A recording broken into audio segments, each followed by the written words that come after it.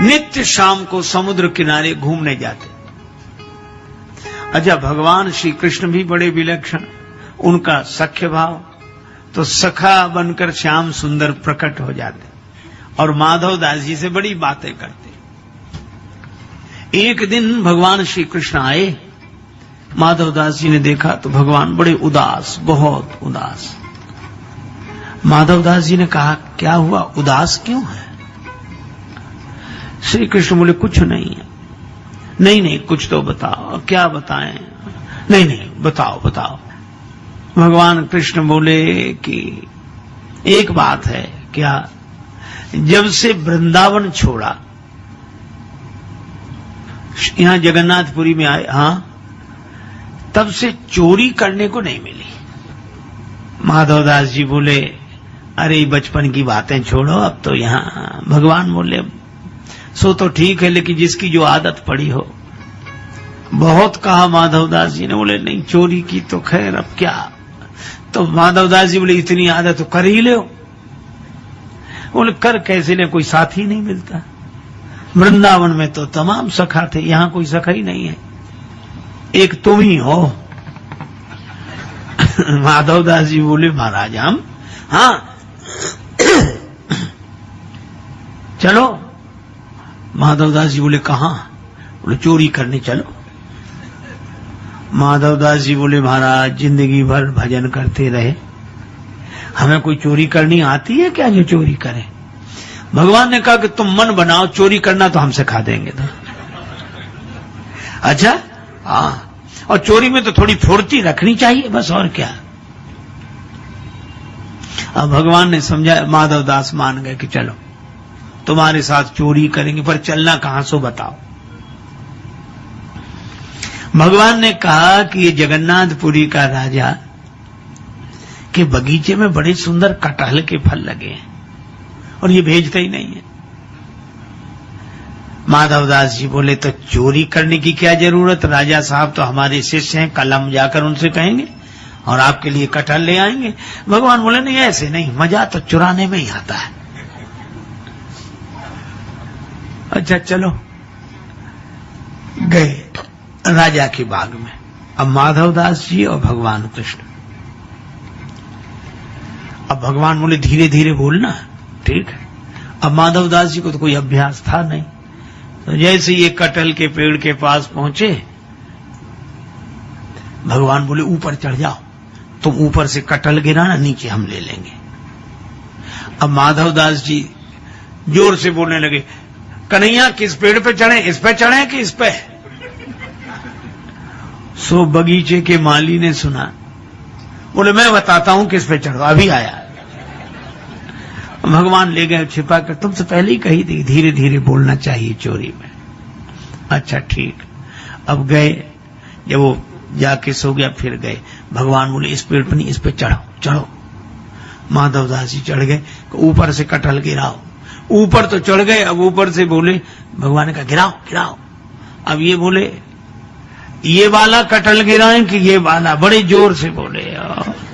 और जो कहा ये कटहल गिराएं, तो माली डंडा लेकर दौड़ा कि मैं अभी बताता हूं। और वो डंडा लेकर दौड़ा। भगवान श्री कृष्ण तो बड़े कौतुकी, अंतर ध्यान हो गए। बेचारे माधव दास उतर रहे थे पेड़ पर से, कटहल गिरा दिया था। अब महात्माओं के तो कपड़े और रहन सहन तो कहीं वृक्ष में उलझ जाए, कहीं सो जैसे उतरे पकड़ लिए गए। सो माली ने रात को ही उनको अंधेरे में 2 डंडे लगाए और हाथ बांध दिए, बंधे रहो, सवेरे राजा के पास ले चलूंगा। अब माधव दास इधर उधर देखें तो माली ने कहा, क्या देख रहे हो? बोले, कुछ नहीं। और मन में सोचे कि दूसरे कहां गए जो ले आए थे हमें, हमको फंसा दिया, खुद का पता नहीं है। रात भर बंधे रहे। सवेरे माली ने कहा, चलो राजा साहब के पास। सो हाथ बांधे और माधव दास जी को ले जाए। माधव दास जी बोले, चलो। रास्ते में राजा साहब मिले।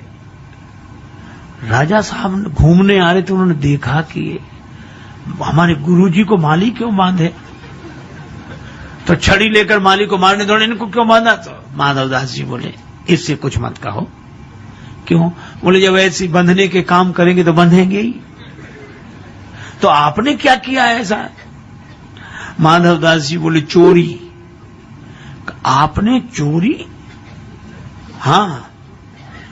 कैसे? बोले अब कुसंग में पड़ के सब करना पड़ता है। अरे भाई किसका कुसंग? बोले ये घर में बताएंगे। राजा साहब घर लेकर गए। माधवदास जी ने स्नान किया, बैठे, राजा साहब बैठे। माधवदास जी ने पूरी कहानी सुनाई। कहो कन्हैया वो बिना चोरी के नहीं रह पाते हैं। वो वृंदावन से यहाँ आ गए, कहते चोरी करने को मिली नहीं, मजा नहीं आ रहा, सखा कोई नहीं, सो कोई नहीं हम ही मिले। सो हमको कहा कि तुम चलो, और वो माली डंडा लेकर आया, खुद तो उड़ गए, हम पिटते रहे रात भर। और राजा ने सुना। राजा भक्त हृदय, नेत्र सजल हो गए, रोमांचित घात हो गया। और उसने माधवदास जी की बात सुनकर अपना पूरा बगीचा ही श्री जगन्नाथ जी के नाम लिख दिया। और भक्तजन कहते हैं कि आज भी वो बगीचा श्री जगन्नाथ जी के नाम है। तो भगवान ऐसे विलक्षण है कि सारे नियम एक तरफ रख के उनको चोरी में ही आनंद। शाम को माधवदास जी वो लिखा पढ़ी का कागज लेकर आए। समुद्र किनारे से भगवान फिर प्रकट, और भगवान कृष्ण मुस्कुराकर बोले, और संत जी रात कैसी कटी?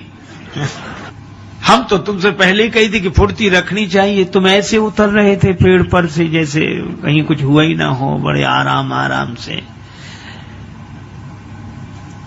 माधवदास जी बोले, हम तो पिटे और बंधे रहे, आप तो अंतर्ध्यान होकर आ गए, लेकिन कुछ मिला? कटहल तक नहीं ला पाए, एक कटहल तक नहीं ला पाए, और हम देखो पूरा बगीचा आपके नाम लिखा कर लाए हैं। अब बोलो भगवान की इन लीलाओं में प्रेम, केवल प्रेम। अब इस प्रेम भरी लीला को हृदय से देखें। दिमाग से देखेंगे तो फिर तर्क वितर्क उठेंगे, पर यह प्रेम सहजता से, भगवान को हार जाने में ही उतना आनंद, जीत जाने में भी उतना आनंद, वे सदा प्रसन्न रहते हैं। अच्छा, सबसे बड़ी विचित्रता तो ये कि भगवान श्री कृष्ण के जीवन में इतना उतार चढ़ाव, कहीं जन्म, कहीं जन्मोत्सव, मथुरा से गोकुल गए, जेल में जन्मे, लेकिन एक अद्भुत बात, ऐसी प्रतिकूल परिस्थितियों में भी श्री कृष्ण सदा बंसी बजाते रहते हैं, जो हरदम चैन की बंसी बजाते रहे। ऐसे श्री कृष्ण की लीला प्रेम भरी लीला है।